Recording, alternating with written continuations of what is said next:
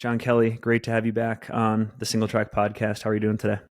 Yeah, doing pretty well. Thank you. Excited to be here. Likewise. And I think where I want to start, I pulled this quote from your race report at Barkley last year, 2024. You said, quote, "Will the course get much harder? I don't think so.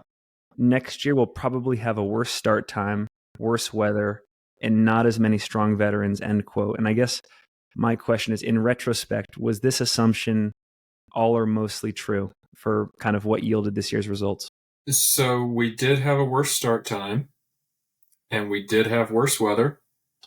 I think a lot of people have kind of said, "Oh, it was nice and clear and dry. It was great weather." But I mean, it got up to I think 77 and sunny, which is toasty out there on those climbs. And honestly, I would rather have a bit of a drizzle than have it that warm. And we didn't have as many experienced veterans, so all of that part was true. But then on top of that, yeah, the course also got significantly harder. So that part was very wrong. I mean, there's a lot to talk about. The first thing I want to talk about sort of the pipeline of finishers, because last year there was more than sort of one John Kelly there. You had like people like Jared, Greg was out there for his third time, Jasmine. Can you talk about the impact of sort of the pipeline of finishers being drained and how much that impacts year-over-year results? It definitely does. And, that's one thing that I said last year is a lot of this was people that had put in the time, they put in the years of effort of learning what they were doing out there. And they kind of just get stacked up in a log jam until the conditions are right. And, it opens up and lets them through. And that's this whole thing of, luck is just continuously trying until you get a favorable outcome. And that's effectively what happened. But that was also incredibly useful working together out there last year. We had two very strong groups with great runners, great knowledge of Barkley, and that really led to a lot of the finishes. This year, we didn't have that as much. We broke up pretty early. I was on my own starting about a third of the way through loop 2, but a lot of that was just, it was kind of attrition from the course and from the conditions as well. I think a number of people dealt with the higher temperatures even less well than I did. I'm not sure if this is easy to measure or if you've already thought about it, but when you were looking around at the start line of this year's race, could you say that this was the least experienced composition of the field you've ever seen since you've been here for the last, 8 to 10 years? No, I wouldn't say the least experienced. There have definitely been other years where I think there hasn't been a huge amount of experience, particularly in the Loop 4 and Loop 5 experience. You look at some of my early years, and yeah, there were some people with fun run experience out there, but not much in the way of Loop 4 and Loop 5. So, I think it was really the past 2 years that were a bit unique in terms of the amount of experience that was coming back and running. Maybe focusing more on the difficulty of the race, based on the thought you've given it in the past few weeks, how do you think runners like yourself are going to need to recalibrate to have a shot at 5 laps from here on out? It's going to be interesting for one to see what the course is next year, if it does kind of recalibrate at all itself. It has done that slightly in the past before. Otherwise, I think that what I said after my fun run finish and really as I was finishing Loop 1 is correct, that there is just no more margin for error. I've always gone into Barkley kind of viewing myself as having this little buffer for mistakes or anything else. If I needed to take a nap, like everything kind of eats away at that buffer, and I just have to keep myself from letting that drain to zero.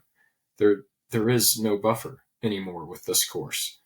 So there's no room for mistakes. That first loop, we didn't make any big mistakes, like some minor ones that to be honest, are kind of unavoidable on a loop one with new sections and new book locations. And then I came around from that and said, okay, we can still do this if we just don't make any mistakes. And, we can do like a 10-hour first loop, then 11, 12, 13, 13. And that adds up to 59 hours, and the math works. But, I've never had a perfect Barkley. I don't know if anyone has ever had a perfect Barkley. And to me, that's kind of part of it is accepting that there will be mistakes. And then it's about how do we deal with and manage those mistakes and overcome them to the extent that that's possible. I've only been to the event one time. I was there last year, 2024. And prior to that, I had sort of my understanding of like the camp scene was that more or less you could be a little bit liberal with your time there. Like you could, like, for example, in that Where Dreams Go to Die film, Gary can go back into his tent and like really like talk with his crew and chill out for a second. When I was there last year, it was amazing to see the increase in efficiency, and everything is being done right at the gate in terms of crewing and being on your way. Maybe you were the only person last year that went to go even sleep. I mean, Jared might have taken a shower there in the stalls, but like you were the only person to even like classically do anything pre 2024 in terms of the transition. Is all of that out the window now? Yeah. So we have, I think, myself to blame with the loop transition thing. I did that in 2017, the first year I finished, where my crew just crewed me at the gate.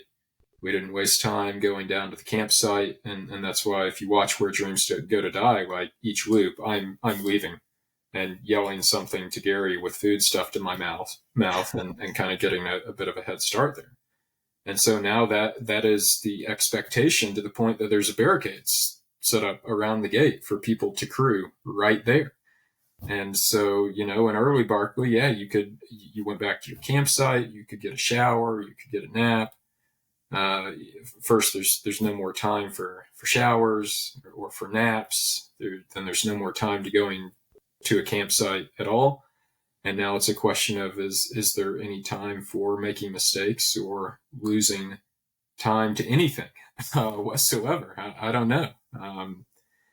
I'd love to see like Killian run the course with a GPS and see what he could do. Like, what is the theoretical best possible time out there on this?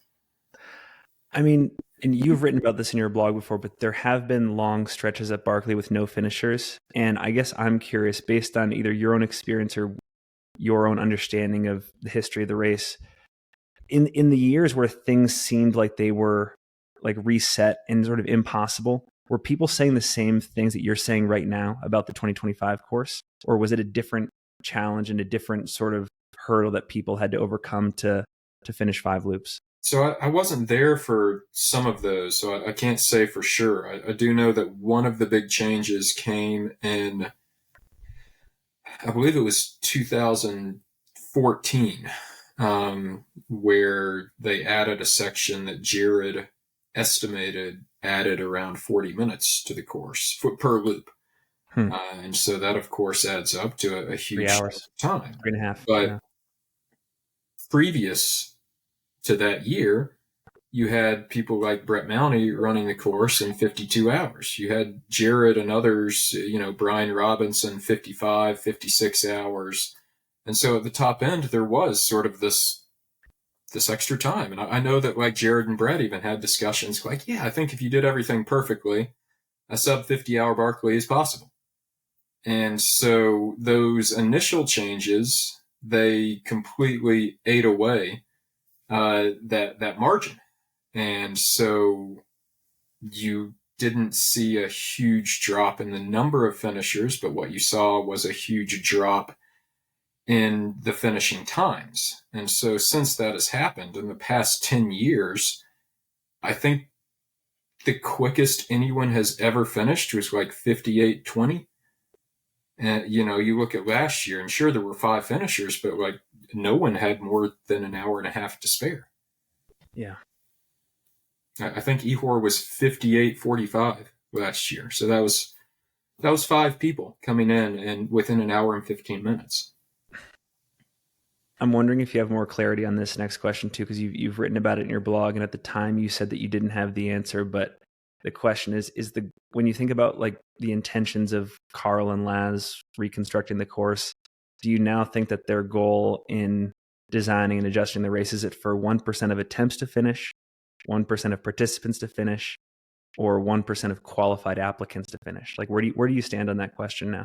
That's a great question. I did briefly discuss that with Carl after the race. I wasn't in the best state of mind at the time, but I might have a bit more of that discussion with them, because it's, like when you talk about the 1% who are there versus the 1% period. And so, are the best people at Barkley that sort of measuring stick, or are you using Killian as the measuring stick, even though Killian will, I don't think, ever run the race?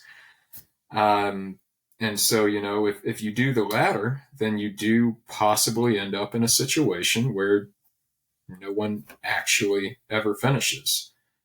So it's a great question. And I don't think I have more clarity on what their intention is there, and what it will be like going forward. If it is set in a way such that like a finish is no longer possible for me anymore, then so be it. I'll see how far I can get, and that in itself is kind of an exciting challenge. I have a bunch of sort of miscellaneous questions, but I want to hear sort of about the end of your race too. I wasn't there, but we had a person from our team there, Bruce Smith, who got some cool footage of you, and he was telling me some stories, like just some great quotable moments. But you played taps for yourself at the finish.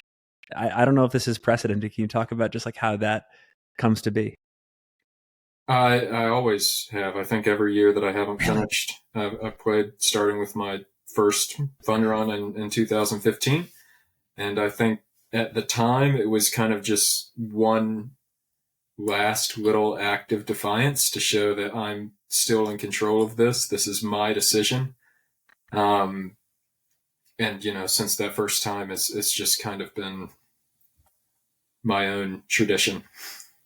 That's awesome. And then I think someone asked you if you wanted a chair, and you said no, chairs are for finishers. Is that true? Yeah. It was,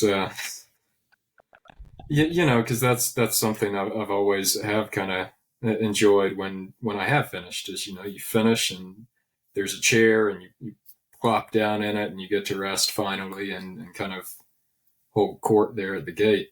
But I think that there's more that I was capable of even on this course. There's more that I want to do, and so I don't want to give myself what I view as sort of the traditional reward or thing for finishing, and be content with that. I want to maintain that kind of drive of there's more that I can do and want to do here. I know in other years, like you've said, like your role at the race has been like I think last year it was the fixer, and then you said you've been the guide in other years. Of course, you were like the virgin one year, but what do you think your role was this year? Well, I think I saw a post that you made that said I'm the barometer, and I think that's a fair point as far as people that were there. I think that kind of looking at it and saying, well, John only got a fun run and he barely got a fun run. What does that say about the course difficulty? It's definitely a fair assessment. I think that, again, I made some mistakes this year. I could have done better. I should have at least made it to loop 4. I don't know that I could have finished, but I more than that, I think that you just have to look at the overall results. The number of people that made it to loop 2 and made it to loop 3 was tiny compared to previous years.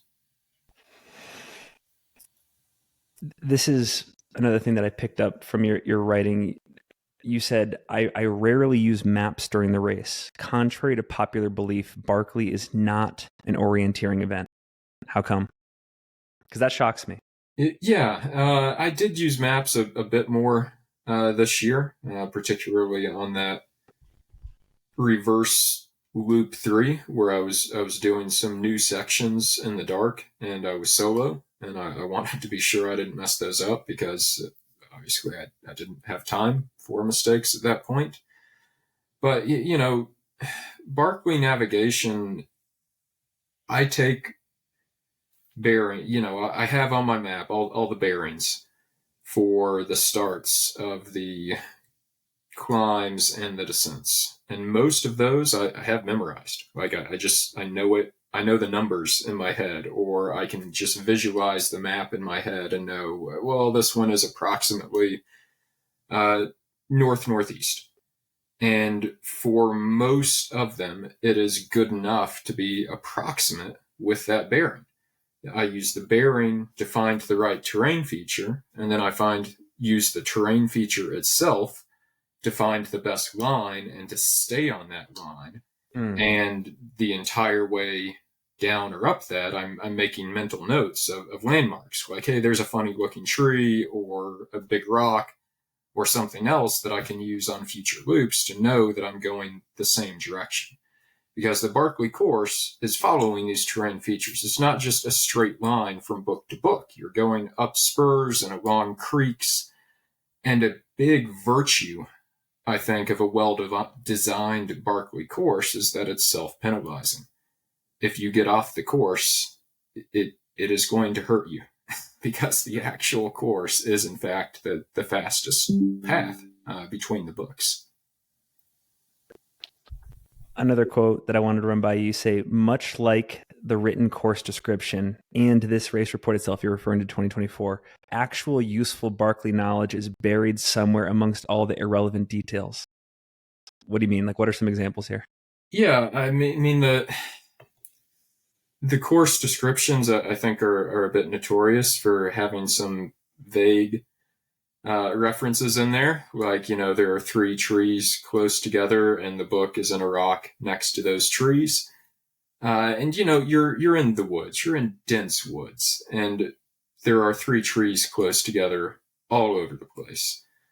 But there are key things that you have to pick up on that do give a pretty good indication of where the book is. And that is that, there's a confluence, and the book is on an island right behind that confluence and a beech tree. And so, you have to know what a beech tree looks like. And honestly, beech trees are the easiest to pick out amongst everything out there because they don't really lose their leaves.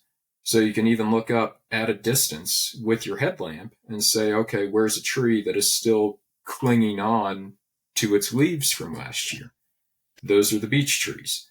And so you have to be able to hone in on those things that actually matter and ignore where it says things that are just pointless or, to be honest, for comedic effect.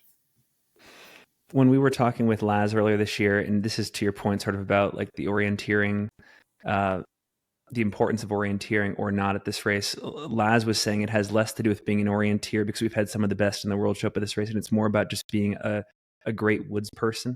And that seems like the definition you're describing here. It's like someone who has a more than rudimentary understanding of like foliage and trees and landscapes, and then can create a really quick and durable mental map of a place so that, like at Barkley, if you're coming back for loop 2 or 3 or 4, it's all there for you. And you're not panicking or having to reference anything after that.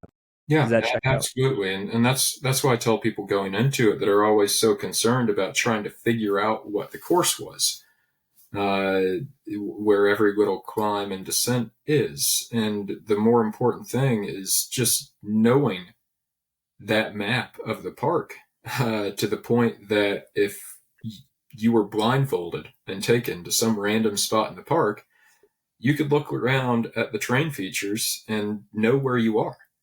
And, that's one thing that, like John Fegavaresi finishing his first year, he could have basically, I think, drawn the park map from memory. all the contour lines. He studied that thing for so long, and that's key to being able to get where you need to go, and even more importantly, key to be able to get away from where you don't want to go. You have a great blog post. It's about this concept of the decision boundary, and if you want to define it for the audience, like, by all means. And I wanted to bring this question up because, again, I'm wondering if it's been disrupted after this year. But when you apply this decision boundary concept to Barkley, do you feel like you've collected enough data by now, like around the margins, to have a pretty sharp understanding between success and failure outcomes? Yeah, I think I probably have. And this whole concept is that basically when you're trying to determine one of two possible outcomes, maybe here it's success versus failure, what's really valuable is collecting data points that are very close to that boundary. That's how you define the boundary. If you have a bunch of outcomes that, well, this was clearly failure, this was clearly success, they weren't even close, that doesn't actually help you determine where that boundary between the two is. And so, I've had quite a few kind of close successes and close failures at Barkley, and I have a very good understanding of what goes into each of those. And so that is something that I'm kind of been trying to consider and do the math on this course. And again, like if I could do everything perfectly, is it still possible for me?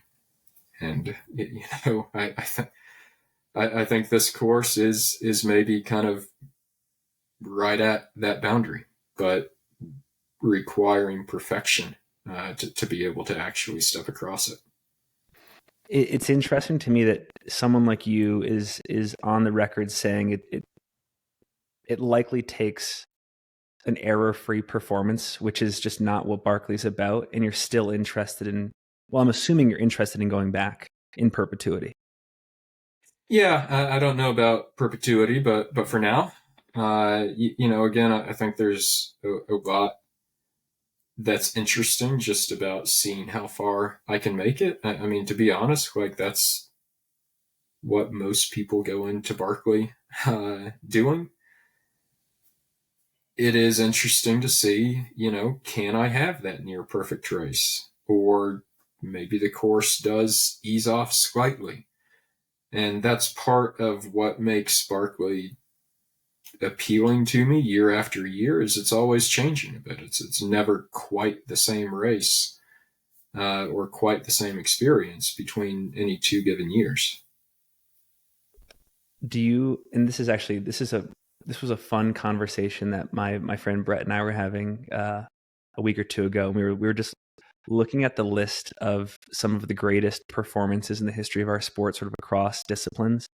And one of the ones that we landed on that seems to be, it looks like it's going to be the most durable. Like, I don't see it getting broken anytime soon, is Brett Maune's course record here. Is it out of the question to think that anyone could go, I mean, because you just were talking about 58 being this remarkable finish time at Barkley, like, and he's low 50s. Yeah. Is it just like out of the cards that anyone is going to touch that? Yeah, absolutely. But, I mean, to be honest, like Brett's performance is unbelievable. I think absolutely out of this world. But, I view basically anyone who wins in any given year as having the course record, because the course is never the same.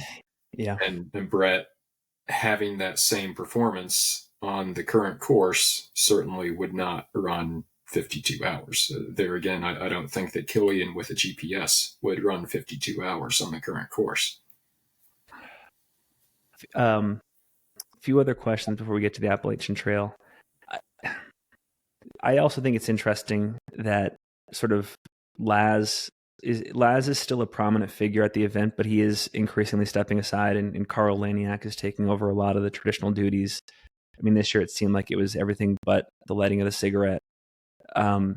In terms of, I'm not saying this is a good or a bad thing, or we should or shouldn't do it, but in terms of maintaining or growing interest among runners like yourself and fans of the event. What do you anticipate the fate of this race is going to be without Laz at the helm, and sort of Carl being the person who's pulling all the strings and sort of keeping the legend of this thing alive? Yeah, I think that it'll be fine. Laz is certainly quite the interesting character, and there have been a lot of great pieces done on him, films, articles, books, and there's certainly this huge intrigue of Laz. But I think at this point that kind of goes beyond Barkley, where Laz is this great character and presence in our sport, with Barkley, with Biggs, with other things. And I think that Barkley will do just fine on its own and continue on with Carl at the helm. I do think he's well suited for it. There may be some things that will have a bit of adjustments, but I think that will be fine. Moving on to the AT, we have a lot to talk about because maybe in the same way you love Barkley, I love the AT. It's a conversation we love having on the podcast. Whether people have spoken for you or it's just you've been out there as a candidate, I've been hearing your name for years as someone who would be well suited to go after the record on this trail, supported or unsupported. My understanding is that you're going to be going for it this year. What's the why now? Like, why 2025? Well, it's always been a huge dream of mine. I mean, really, even before I started ultra running, I've wanted to do the AT, even if it was just hiking it. I never had time for that. Once I started ultra running and the whole idea of going for the record came into mind, still, I didn't have time for it. I mean, even the record is over 40 days, and it simply wasn't feasible for me to take that length of time away from work or my other life obligations.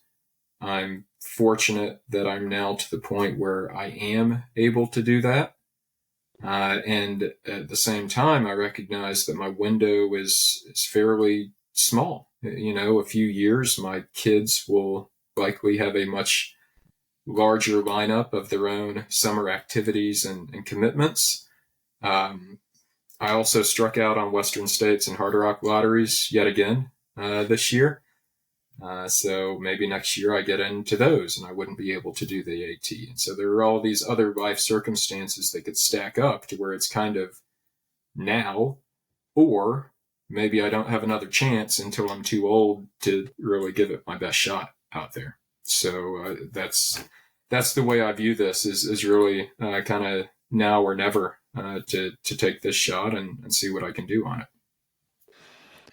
I know at least one of the prominent reasons for Barkley being so important to you is just your ancestry, right? Like your family, many generations are from there, and it's your backyard. And I mean, that's a powerful motivator to invest in it year over year. What's interesting about the broader Appalachian Trail to you? Well, it's very similar. I mean, I view that even though it stretches obviously all the way up to Maine, it passes right through my backyard. And so that section has always been quite meaningful to me. I for a time held the SCAR FKT, which is the section of the AT through the Smokies. I held the section on the 4-state challenge, which basically starts in Pennsylvania, goes through Maryland, West Virginia, and ends in Virginia. And so it's always been a big piece of that, kind of wherever I've lived. And another kind of added thing with the timing on it is coming out of Helene, Hurricane Helene last year. This area and a lot of the areas that the AT passes through were really just ripped to shreds. I mean, unspeakable damage from the winds and from the flooding. There was something like over 400 miles of trail that were initially closed on the AT. And that's down now to where there is just, there's a bridge that's out. Officially, there's a ferry across it. I'm debating whether I'm okay taking that ferry or if I get someone to bring a kayak and I maintain the powered nature of the attempt. And then there's like a 5-mile detour where they're doing a lumber salvage operation to lower wildfire risk. So there's been tremendous effort going into that, and I think it's a big exemplar of the recovery and the strength in this area. And I hope to be able to feature that rather prominently with the attempt and with content coming out of that, and also farther fundraising for that long-term recovery. Where's the ferry crossing? The Nolichucky River. Wow. Okay. Yeah. I just following obviously like the news of the devastation. I remember seeing like Irwin, Tennessee being totally wiped, Hot Springs. Are those places like, what's the status of a lot of these places along the AT? Yeah. Let alone the trail. It's in that area. So, I mean, I expect that there will still be some difficult spots with blowdowns and with washed out areas.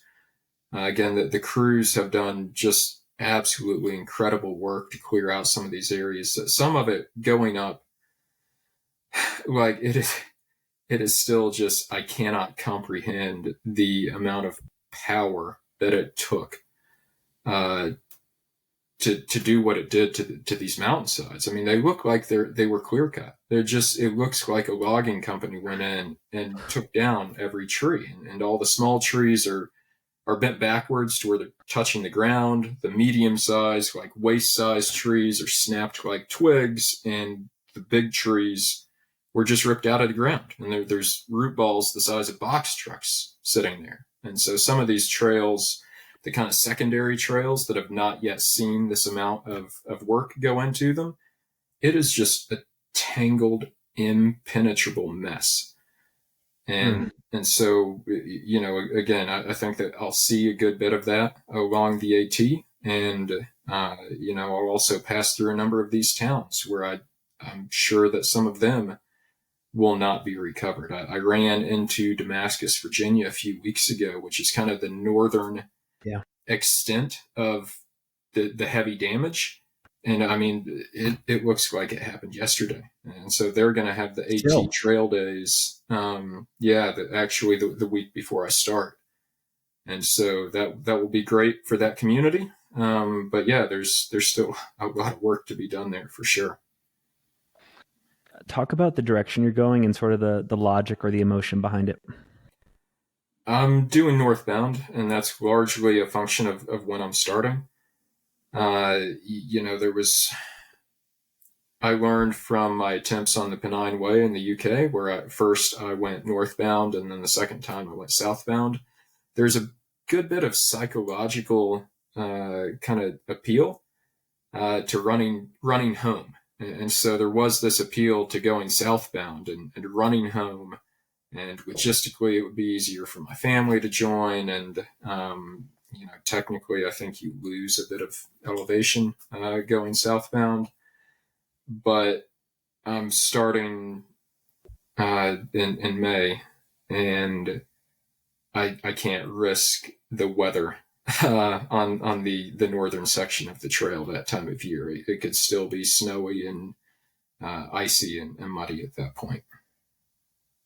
When you look at the current times, the overall time, the men's time, women's time, do you feel like, or do you see it as sort of like this Goldilocks zone of difficulty for you? Or do you feel like there's a lot of opportunity to, for example, like go beyond the record and just hit like a particular time that you think you can do?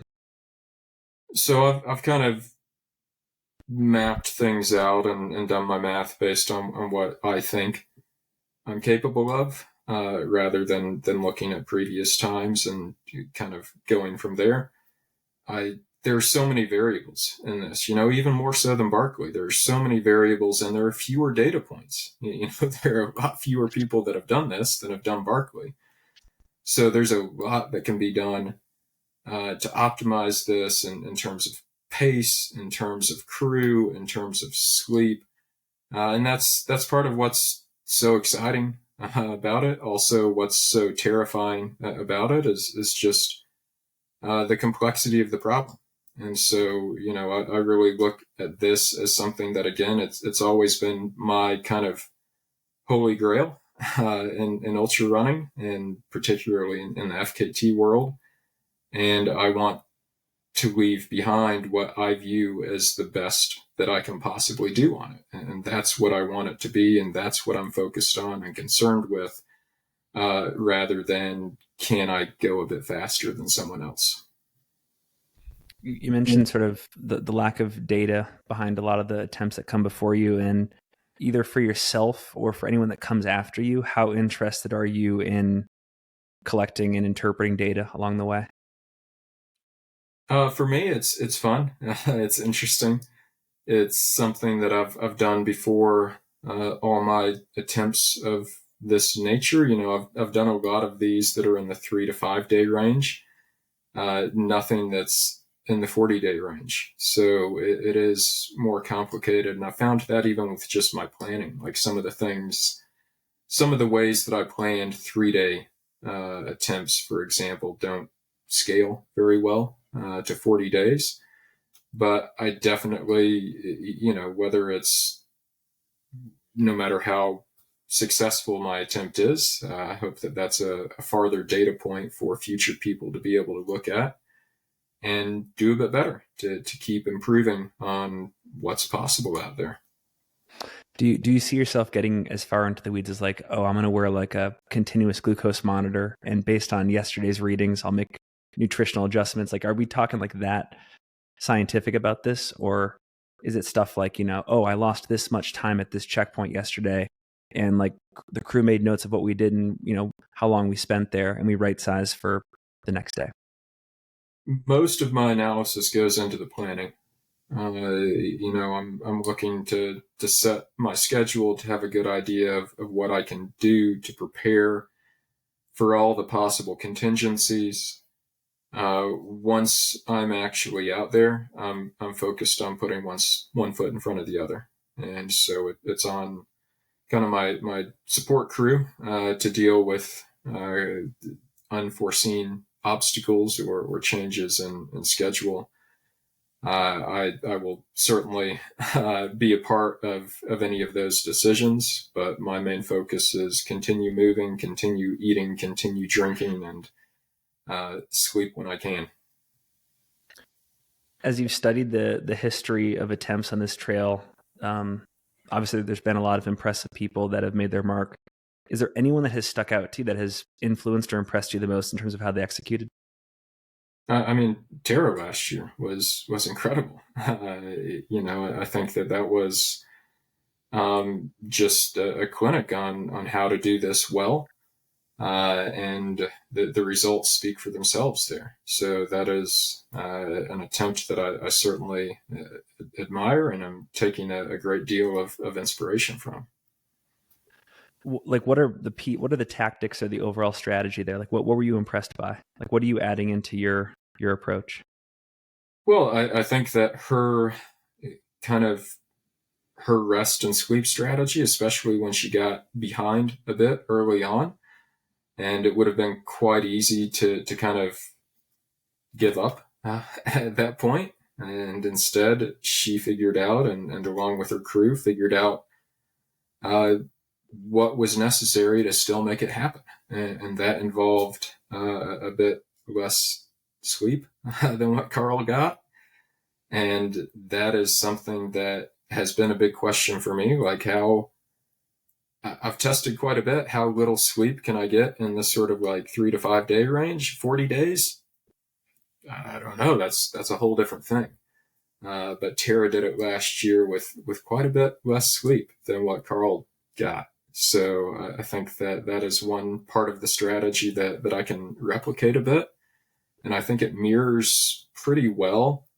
The last record I got while I was in the UK was the Wainwright's round. Paul Tierney had that record.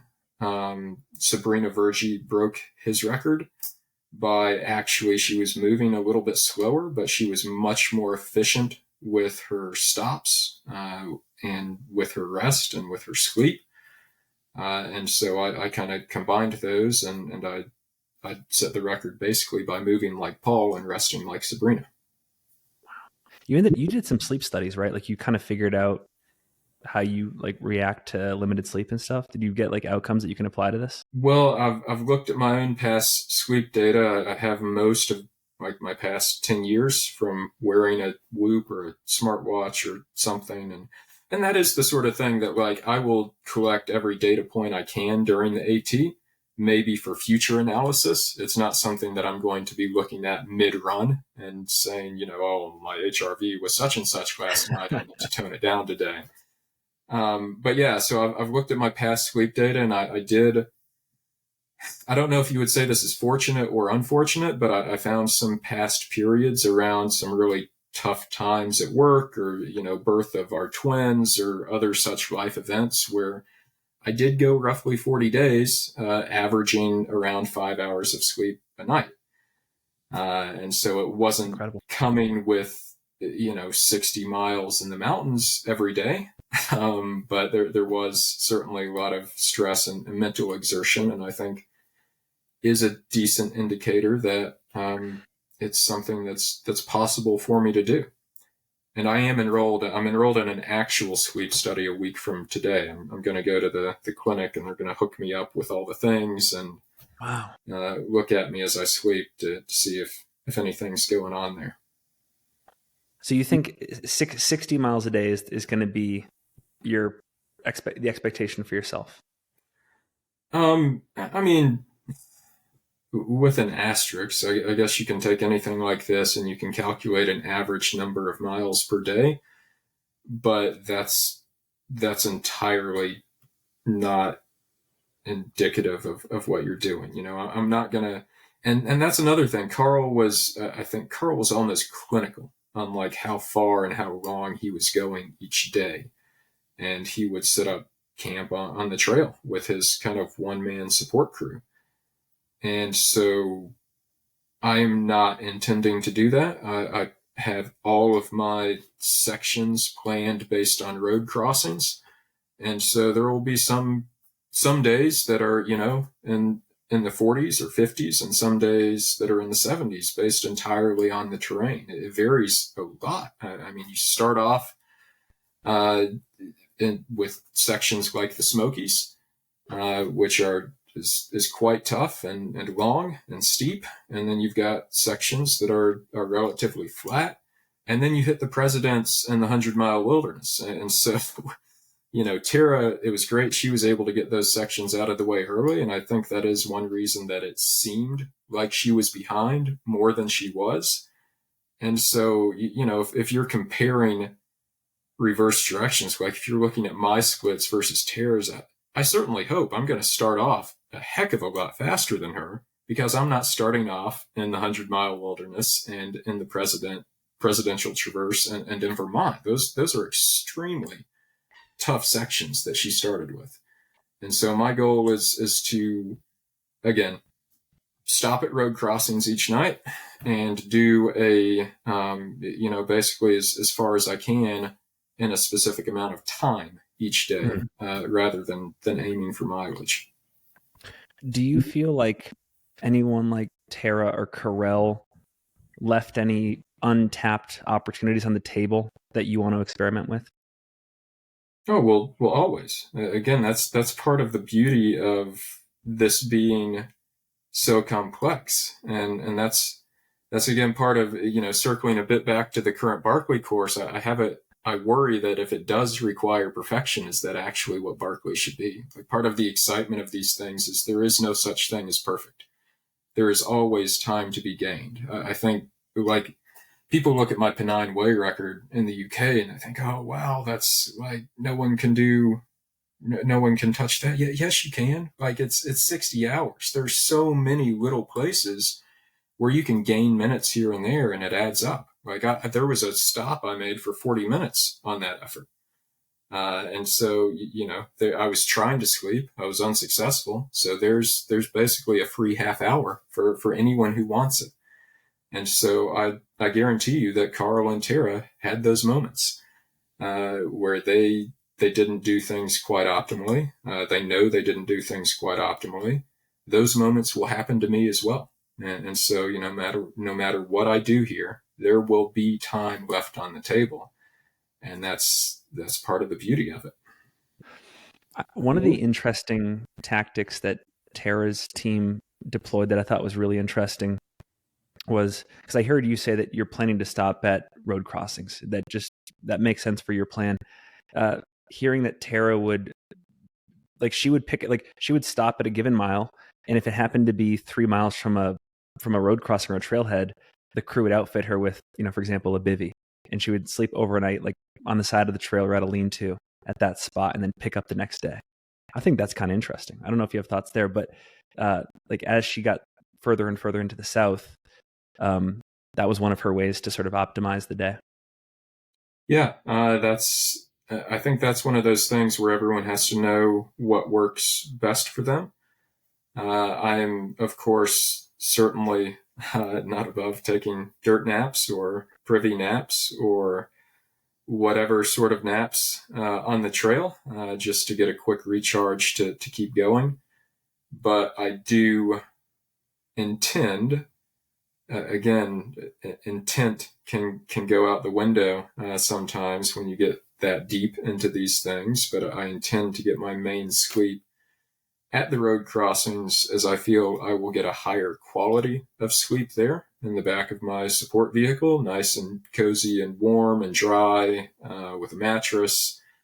And I also feel that that gives me an opportunity to get some real calories down, like some good calories just before sleeping is when I want to get the most of those down, because that's when I'm giving my body time to actually digest and process that meal.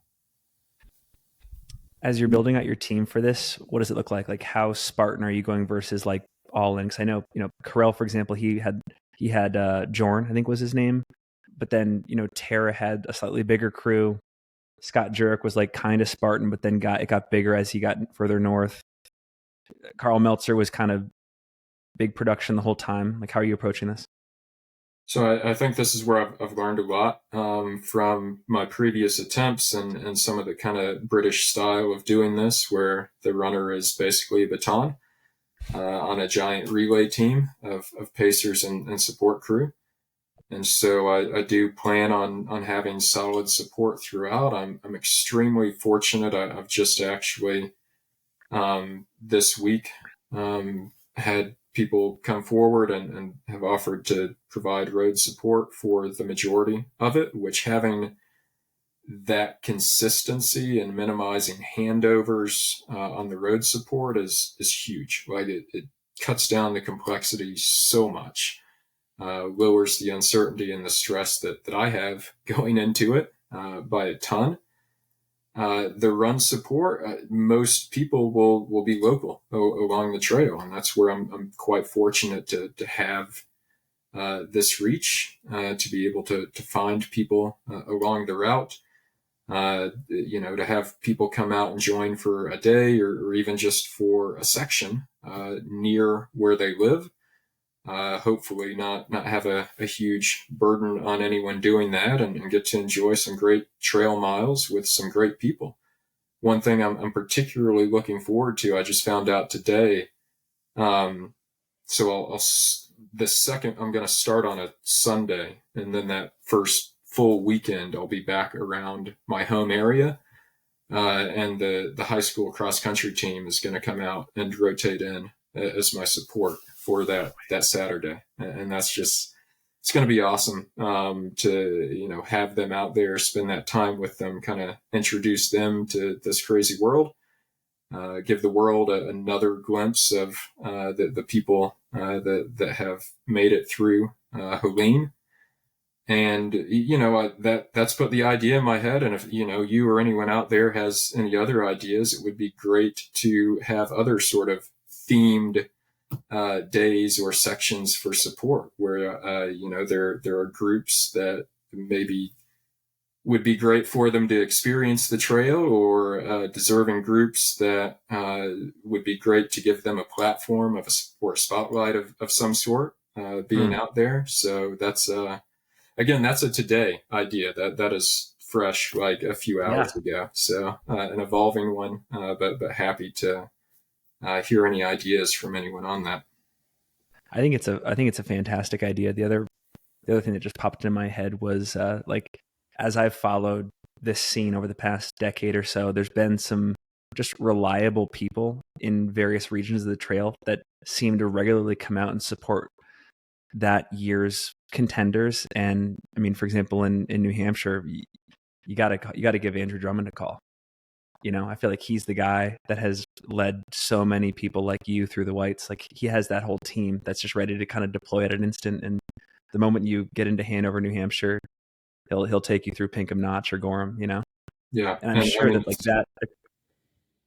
It's just so incredible to have. I mean, the people that have the passion for this trail, and I truly do view these things as a team sport, like a full-on team. And I hesitate to even use the word like support or crew, because the way I view it, like, sure, maybe I'm the quarterback or whatever position leads in your favorite sport of choice, but like, they are nothing without their offensive line and the running back and the receivers and the defense. Like, it is an entire team that makes these things possible. To the extent that you can, talk about like how much time you've had to invest into the logistics for this thing. Like, if there's someone out there in the audience listening and they're wondering, how much time do I have to dedicate up front before I even, step foot at Springer Mountain? Like, how many hours you have to dedicate to the prep, or at least for you? It's personal for everyone, but like, how much have you poured into this preparation wise? I view it as days rather than hours, and it's definitely a lot that goes into it. And it does depend a lot, though, on your goals, like what your goal is as far as how close you're trying to get to your optimal. Whether there are other things you want to do alongside it. Like, I'm again looking to generate some content here and do some fundraising for Helene alongside this, which that takes a good chunk of time in itself. And, I've definitely been helped by my experience and by my network from doing these things before. If I were starting completely from scratch and this was the first thing I was ever doing of this nature, it'd be a whole different beast. But I think that that's also where other people looking to do it can study what I've done. Hopefully there will be some good data out there from that and what other people have done, and kind of get a bit of a head start and a lift to, hopefully take it up another notch. How are people going to be able to follow your effort? Like, can you talk about some of the content ideas or trackers, stuff like that? Yeah, so I'll have a tracker for sure. And I will have some form of social media content going out during the event on my own channels and through, potentially even through my job.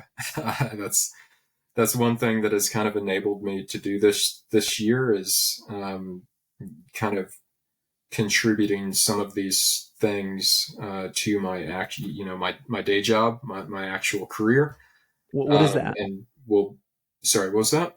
What is that? Like, what's the job? So I helped start a company 9 years ago or so. We do cyber insurance, and so I'm the tech guy on that team who originally built our platform. But as our team has grown and some of those things have shifted, again, kind of distributed across a larger team, that's given me the opportunity to be a bit more flexible. And this year I will be kind of putting out some stories and some content that maybe centers on my ultra running experiences, but focuses on some of the lessons learned and kind of the high performance mindset that comes out of that. Oh, that's cool. So yeah, I'm super excited about that, of being able to, kind of bring my worlds together and in that way get effectively running support from, a very non-traditional source. Do you feel pressure or an obligation to be vague at all about like the exact start time? Like, when you post stuff, do you want to be like a few days behind to avoid people finding you on the trail? Or is it kind of like a Scott Jurek thing where it's like, come one, come all, like find me wherever and let's share miles? Yeah, that's perfectly fine. It's I'm going to start just before Memorial Day. I'll have a tracker that's up that anyone will be able to see where I am. And I will have support with me throughout. Other people are definitely welcome to join. I don't want an entire army out there. Just as far as impact on the trail and annoying hikers, to be honest. But definitely welcome people joining here and there, and maybe along with my tracker, I could even put like a contact info for one of my road crew or my logistics HQ person that can kind of direct people to when and where would be a good spot. Maybe the last question on this, and you've sort of touched on it in pieces already, but with this attempt, 40 days or less on trail, what do you feel like are the open questions that you don't have an answer to that you're the most curious to find out while you're in the thick of it out there? As far as my performance, yeah, like how you respond to things like just, for example, 10 straight days of 60 miles or so the sweep thing is a huge question for me, and that, I mean, honestly, that was my biggest concern going into Barkley. I had my last two races, Spine in January and Tour de Géant last September. I started off just feeling absolutely amazing, like some of the best days I've ever had running. And then the first night, just boom, suddenly, like I could not stay awake. I don't mean that like I was drowsy or fatigued or lethargic. Like I was falling asleep as I was running. And so that's not normally a night one issue. But it was. So at Barkley, I made some adjustments, and again, I'm doing a sleep study next week. But Barkley, I actually had no issues, none of those sort of sleep attacks at all. On either night, I ended up being out there most of 2 nights. Like I didn't fall asleep, didn't want to fall asleep, didn't think I was going to fall asleep, didn't really even feel drowsy. So that's great. But now the question is, how does that translate? What can I do over 40 days? Like, what is the amount of sleep that I can go on? How does that affect me? And then the other thing is, how does my body adapt and respond when I really push past that 5-day mark? Like all the other big long things I've done, I think about 130 hours has been my limit. So as I pass through that, what happens? I think, and I hope, and in my schedule and planned splits, my thinking is that I will have a pretty large degradation at first, starting off where, I'll get fatigued and my pace will slow, and then it'll start to level off. And, after a week, 10 days, 2 weeks, at some point, it's not like I'm going to pop up and magically start feeling fresh and good to go, but I think that at the least things will stop getting worse. And so that's a big question to me. At what point does that happen, and to what extent is it true in the first place? Yeah, and I found it remarkable for a couple people. I know it happened to Jen Farr Davis, definitely happened to Scott. It's been remarkable to see some of these people that got the records suffer what in other scenarios would be a pretty traumatic, like we're going to stop things right here and go recover type injury. And they just work through it, and either the injury resolves or somehow it stays a non-issue in terms of hitting your daily mileage for the duration. That has always bewildered me.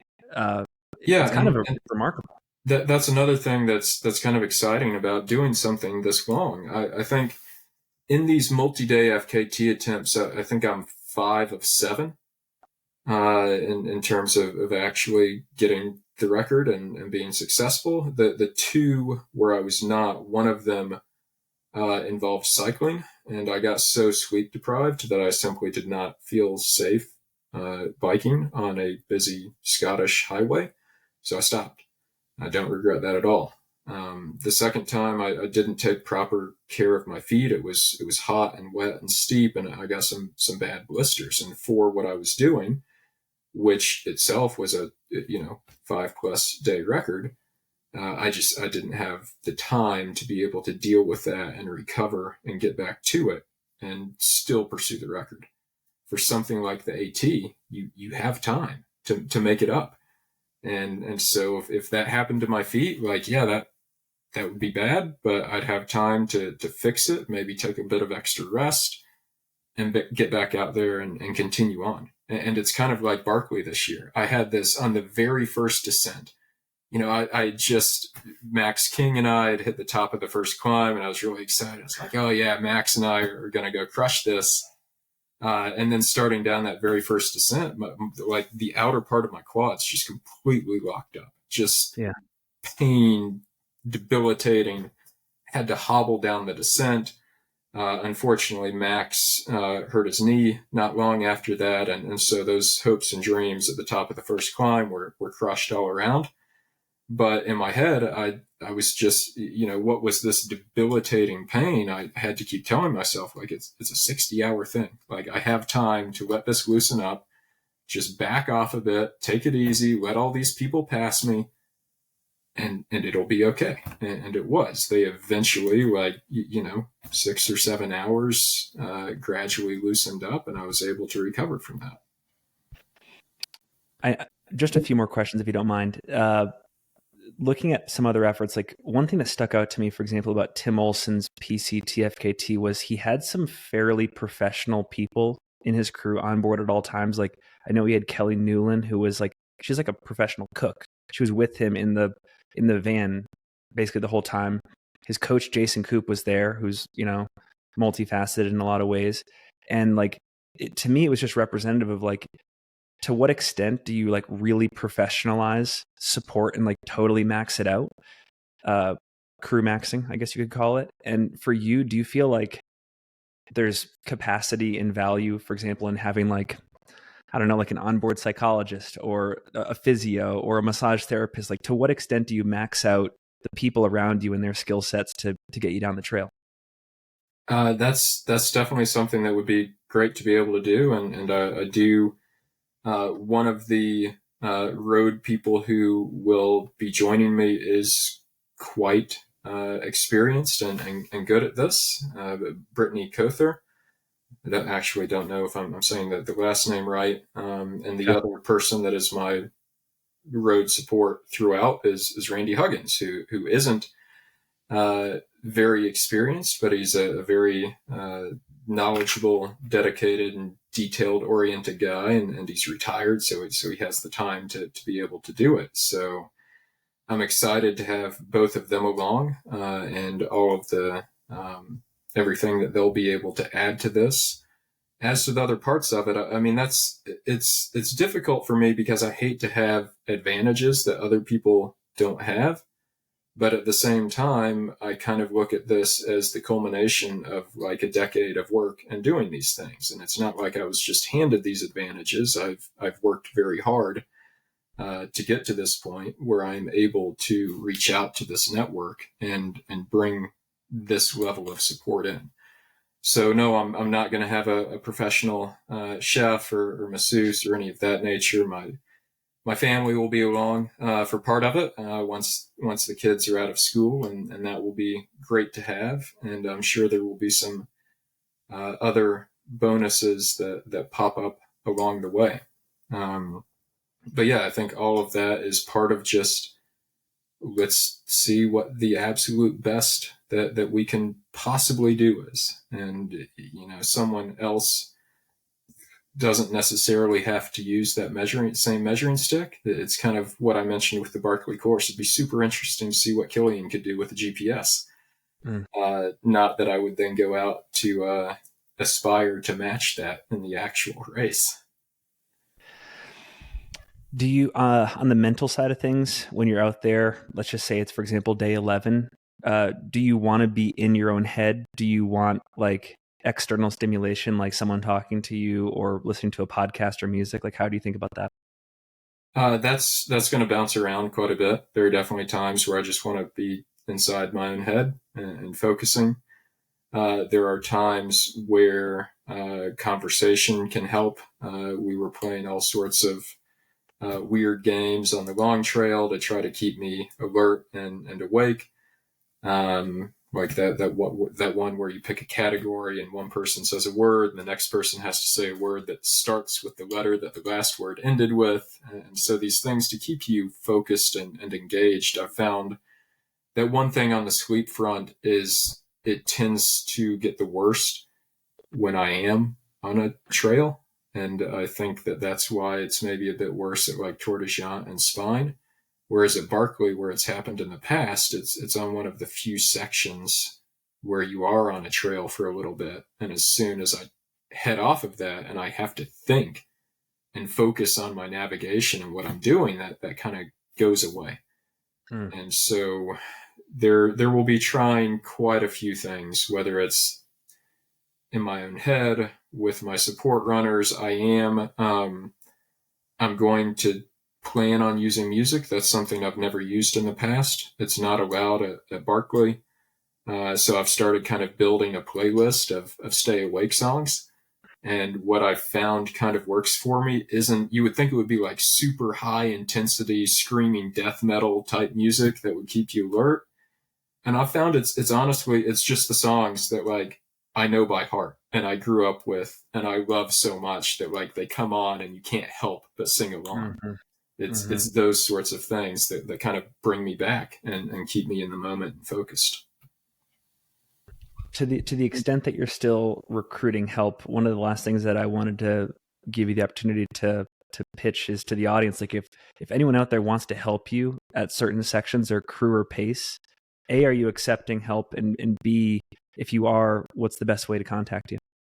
Yeah, there's still a number of openings. Again, my goal on these things generally is to have kind of 2 road support and 2 support runners at any given time. And then also just someone that is nice and cozy in a spot with good service and spreadsheet access that can kind of be the logistics HQ.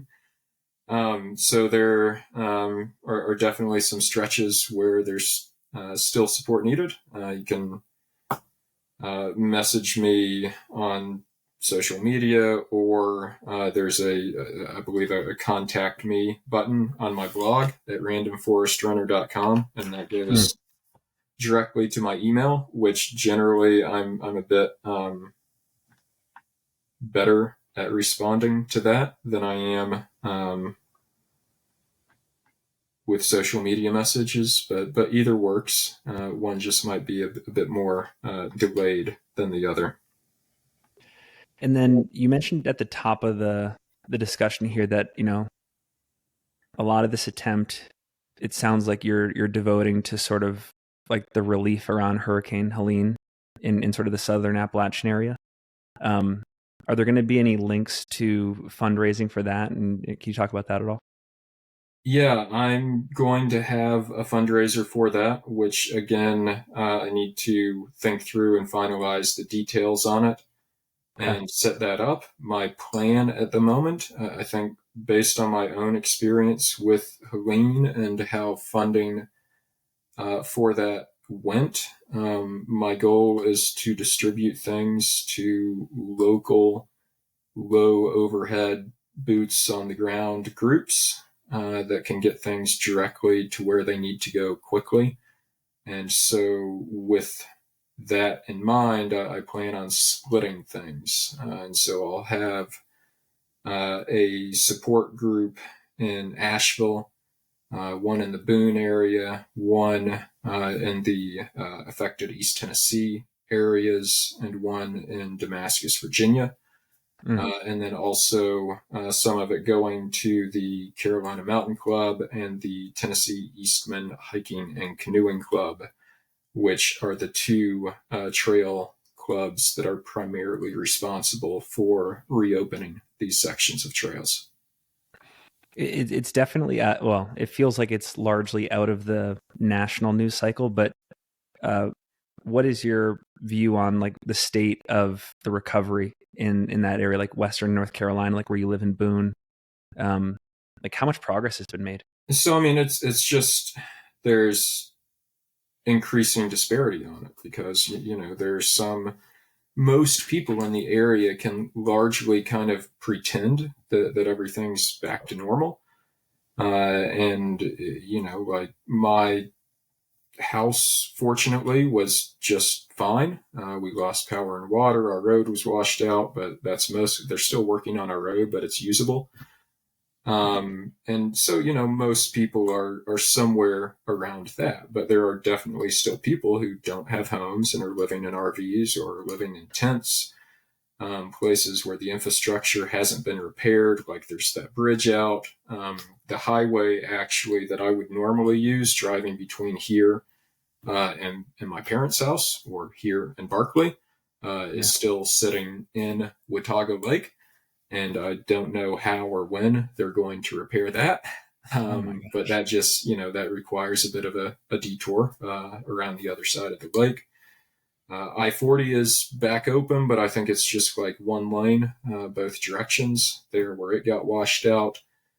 So, these things, it's of course, it's going to eventually leave the news cycle. And there have been wildfires in Los Angeles and earthquake in Myanmar. And there's war in Gaza and Ukraine and so many other places that have devastation that need support. And so, I think that there are definitely still some rough spots here. Some people that were hit much harder than everyone else that still need some support and some help for long-term recovery.